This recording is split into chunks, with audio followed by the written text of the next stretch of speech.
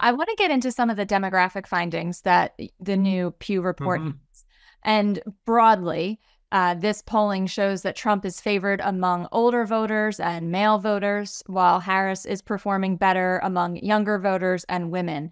As you look at the way the numbers broke down by demographics, was there anything that especially surprised you? I think what's surprising is how much this has gone back to a, quote, more normal pattern, as in 2020, compared to where it was when Biden was still at the top of the ticket. I think what's happened now is that the groups that tend to lean Democratic, women tend to lean Democratic more than men. Now they say they're voting for Harris by 9 points, 52% to 43%.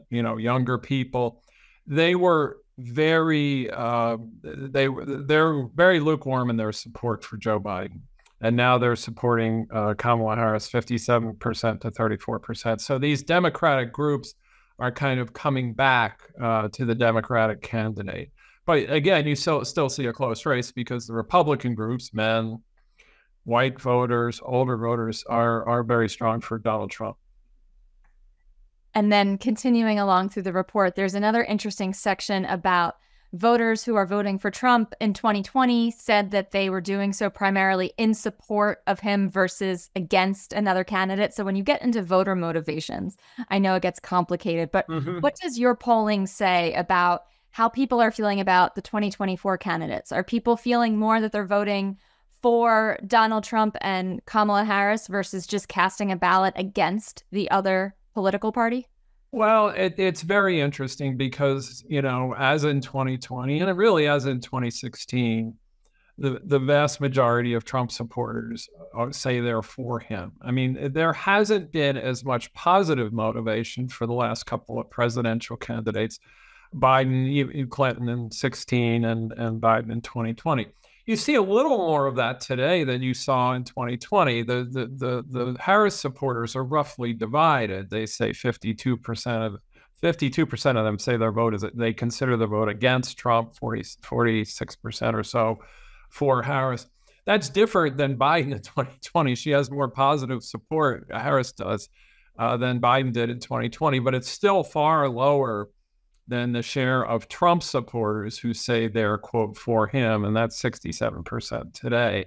So Trump has always had this kind of strong allegiance from his base. Democrats, the last few elections at least, have been more motivated by negative views of the other side. How does that compare historically? Did you measure for this when former President Obama or former President Trump was running for office?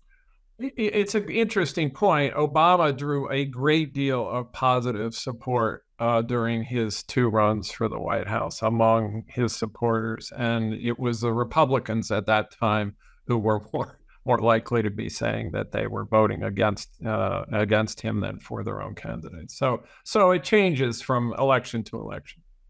It's not party specific. Is there anything you can conclude about the type of candidate that draws that type of engagement? Is it a charismatic figure, or is it a certain policy, or does your data not get into that? That's a really fascinating question because, I think if candidates could figure out the formula, they would probably replicate it. But a vote cast against a candidate counts just as much as one for, so it's not particularly indicative of any result necessarily. Biden had a lot of, quote, negative support in 2020, and he won the election.